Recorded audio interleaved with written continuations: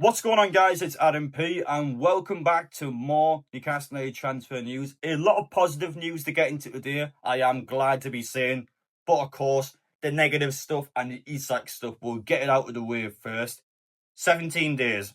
17 days until this transfer window is closed, which means 2.5 weeks of Isak and his agent doing everything they can to force this move to Liverpool, to get out of this football club now. Newcastle, we have not even replaced Callum Wilson yet, never mind Isak. So 2 strikers and then a suitable price to sell Isak all has to happen in 2.5 weeks. Is that realistic, and will we do it? We will get through all of that in this video. Aston Villa, 12:30 kickoff on Saturday is our opening game of the Premier League season. Now, my lift for Aston Villa is already a mess. So normally I get a car down with a mate to any close-ish away game, because across the full season, if I'm staying in hotels in places like Manchester and Birmingham, it's just going to cost me thousands of pounds, where I don't need to do that, to be truthful. So anyone watching this video now who I kind of know, because I've asked my social media pages, I would rather get in the car with someone that I recognise, or someone that I've at least had a chat to before. So anyone doing that for Aston Villa, of course, please do contact me on any of my social media pages. Obviously, I will pay you for the fuel. I will pay you to be in the car. But yeah, I haven't got a lift for Aston Villa, so that's what to start the video off with that. Didn't feel like in 2025 I'll be begging for a car lift to Birmingham, but if that doesn't happen, I'll just get the train and we'll stay for 2 nights, so I don't mind. Either way works out for me, but I just wanted to put that message out. And speaking of Aston Villa, make sure I get down there and hit that subscribe button so you don't miss out on the Premier League content, and of course, any active and progressing transfer news. It is going to be quite an explosive transfer window for the last 2 weeks, so make sure you stick around so you don't miss out on any of it. As for Alexander Isak, a bit off topic to start off, but I went into my TikTok yesterday and I clicked onto the first video I saw, and someone's went onto an old WWE game, made the characters of Joe Linton Bruno just to beat up Alexander Isak. Who amongst our fan base is spending hours of their day creating characters on a WWE game just so they can beat up Alexander Isak in a car park? I don't know why I wanted to mention that in this video, but it just proper cracked me up. Now, I used to be someone that played these old wrestling games. That takes a long time to do. You can't just make these characters and play with them. Like, you've actually got to spend hours of your day doing this. So I would much rather Newcastle fans do this than to be burning real life Newcastle tops and also putting the bed sheets outside the training ground. If you're going to take out your frustration on this situation, at least do it in a virtual video game instead of real life. But that was the message I wanted to give out there. Now, as for Isak, there's been a real interesting video from Ornstein yesterday. Now, Ornstein's been a journalist, has received a lot of criticism this summer, because this was a journalist at the back end of last season has said, well, Isak's going nowhere this summer. The Champions League qualification means Alexander Isak will stay at Newcastle. We know that information now is not true, and Ornstein has responded and gave out an interesting comment towards the situation. A lot of people, Newcastle fans in particular, have said, well, at the end of last season, you reported that Alexander Isak, after qualification from for the Champions League, would be staying at Newcastle, and that he seems really happy there, and we've got nothing to suggest that he isn't.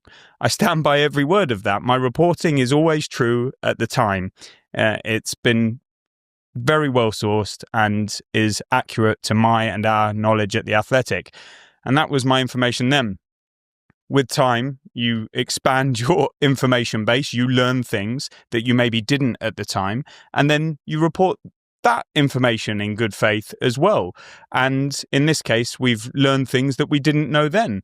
And we can hold our hands up and say we appear not to have known the full picture, but we reported to the top ethical standards at that moment what we knew, and we're doing the same at this point in time with no agenda or bias, to the contrary, with complete impartiality. I've seen Newcastle fans criticise Ornstein for this, but I believe him. I actually think he was taught Isak was staying at the end of the season. I believe that he put his information out at the time with what he believed was the truth.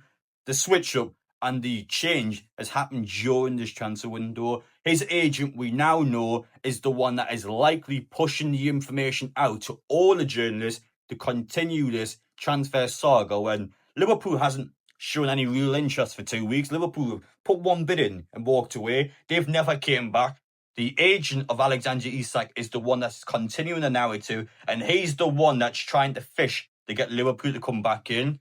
And now with the information of that being portrayed out there, the criticism I've got towards Ornstein is the information he's been taught and the information he's now pushing out, because he's now saying that Isak's wanted out for years. I don't believe he has, and there's evidence to support this as well. Why did Alexander Isak take part of our kit launch videos? Why did Alexander Isak go out to Austria with the team? Bear in mind, he was injured for the Austria tour as well. Why did he go out on that tour, and why did he continue to be a part of the first team squad all the way during the window until the Liverpool approach? That Liverpool approach and then our tour out in Asia, that's gave him and his agent the real confidence to go against NEWCASTLE when Eddie Howe and the ownership weren't at the training ground. That's when they pushed for it, and they haven't stopped since. And I don't believe Isak's wanted out for 2 years, because, well, why would he want out last summer? Bear in mind, last summer, there was nothing from his agent, there was nothing in the media, and there was nothing out there when you've got this real push now from the agent to force his move. He didn't do this last summer. And why did he not do this last summer? I'm willing to bet because the player actually wanted to stay last summer. So he went through a season, got around 25 goals in all competition. We're in the Champions League now. And I believe once we qualify for the Champions League, in Isak's head, of course, he's always had one eye going out of the football club, you can probably imagine. But it was still one eye in Newcastle. I still feel like at the time, he would have been happy enough to stay at Newcastle.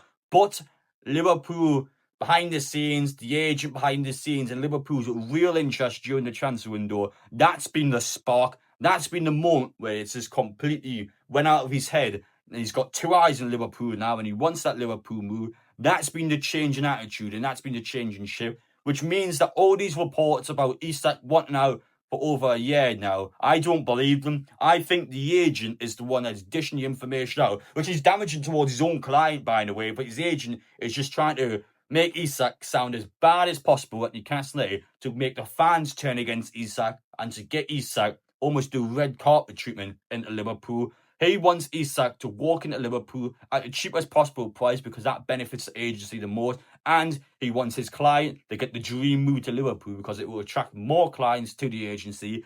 This is a guy that we know has done quite bad things in the past. Illegal activities which has gotten banned from 2 different Dutch clubs. So when you look at the agent, you look at the background, not exactly the most genuine person out there. And when you look at Isak now, I actually believe Ornstein. I think he did want to stay at Newcastle at the start of this window. And I think there's been a shift during that window that's got the player wanting out, which means once that window closes, you know which direction it's going to go back. This player, as much as I don't want to say, will get a pay rise and a release clause if he stays at Newcastle. That's how we get him back on site. We give the player what he wants while not giving him what he wants, because he doesn't get the Liverpool move, but he gets what he wants in terms of a pay increase and a release clause at Newcastle. I don't like it, but that is how you get this guy back on side for one more season. I still stand by that. I think there's a way back for him. As for some positive news, Jacob Ramsey, of course, it looks like he will be the next Newcastle player. Still a lot of misinformation at the minute. A lot of journalists, including some local journalists, have claimed that it's a done deal. He will sign for Newcastle, whereas the likes of Keith Downey will be a bit more hesitant, saying there's still more work that needs to be done. Within the last hour, we've had yet another journalist claim that it is a done deal, and this one's even went a bit further and said that the players travel to Newcastle. I don't believe that part of it, but I certainly believe that this one is a deal that's going to happen. I think it is going to happen. The £40 million for Aston Villa is a massive PSR profit for them. Got to remember, Jacob Ramsey is a Villa youth player, so profit into their football club, just like that Sean Longstaff profit came to us. They'll be very happy at a potential sale like that. And one of my opinions I've had towards the Villa situation was, why would they sell to Newcastle? But when you look at the profit side of it, it's a huge profit sale for them and a player they deem to be a bit of an injury-prone player. So for us spending £40 million, which is a lot of money to bring him in, they'll be happy with that price, and Newcastle kind of knows. And maybe even building a bit of a connection. Maybe Newcastle and Aston Villa are building that connection and they're going to help each other out over future transfer windows to go against the big 6. This PSR crap that's holding clubs like us back. Maybe we're going to form alliance. Maybe we actually start to sell each other our fringe players. We help them out, they help us. Maybe Newcastle and Villa start a relationship and a bit of a connection. So we'll see if I'm true in that. But especially against the big 6, might be a smart move to try and actually build a connection to help each other out. And I wanted to mention Eddie Howe's press comments from the Seller Cup weekend because he spoke a lot about the Public Investment Fund. He's continued to state that the owners are very much engaged in the project, as they always have been. There's a lot going on in the football club behind the scenes to take the club forward, whether that's stadium related, training ground related. These things unfortunately do take time. There's not a quick decision making process that can fast forward things any quicker than they take. So the obvious part there, he's talking about the stadium, brand new stadium. He's talking about the new training ground. Big parts that I think as fans been a bit critical towards, because the stadium announcement was due to be released a couple of months ago. It's never happened. You look at the situation now, of course, we're looking for finances, we're looking for sponsors, and we're looking to get more money in. So as supporters, we want to know, why is the Public Investment Fund not doing this and why they're not doing that? But Eddie Howe is saying they are doing it. They continue to do it in the background. Eddie Howe has stated that they continue to be there as if it was day one. So they haven't changed their mentality, they haven't changed their stance. They're still fully hands-on with Newcastle, and they will get these things sorted. It's just going to take time in Howe's eyes. Obviously, I'm not in control of any of these details on that, but I'm part of board meetings and there's a lot of talk about the future. They're very much here, desperate for success and to take the club forward. This has been a challenging period where there'll be a lot of different opinions on different subjects, but I can assure everyone connected with Newcastle that the owners are very much behind the project and fighting every day for the club. That is about as good as a message as Eddie Howe could give. Real strong message from Eddie Howe. He's continued to back the ownership. I know some of you guys watching this video will go, Adam, that's his employer. He's not exactly going to say anything bad about him. But he didn't have to go into that much detail either. I think Eddie Howe is telling the truth there. I think the ownership is there. I think the ownership is helping him out. And while we have been critical towards him during this transfer window, players are now starting to come through the door. They're still staying firm in Isak. They are fighting back against Alexander Isak. And when you look at what they're doing in regards to stadiums and new training grounds, again, seems to be the case that they're always been there and they're not going to go anywhere. I like that message from Eddie Howe. And I think it's a real strong message from him. Real intent, real ambition, and ownership that's not going to mess around, and the ownership that's not going to play games with anyone. So to walk away from this video, again, it'll be a double upload today. I'm sure a lot of active transfer news later on. But that's a strong message. Real intent, good update. That tells you what's going on. It tells you that the ownership are still doing these things behind the scenes, and we will get a result at some point. Appreciate you guys watching. Let me know your opinions down below, and we will see you all in the next one.